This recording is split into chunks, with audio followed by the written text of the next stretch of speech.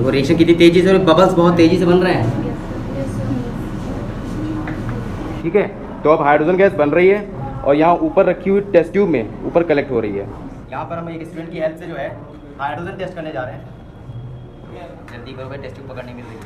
अरे सर ये जल्दी नहीं रही। तभी कहते पिया करो।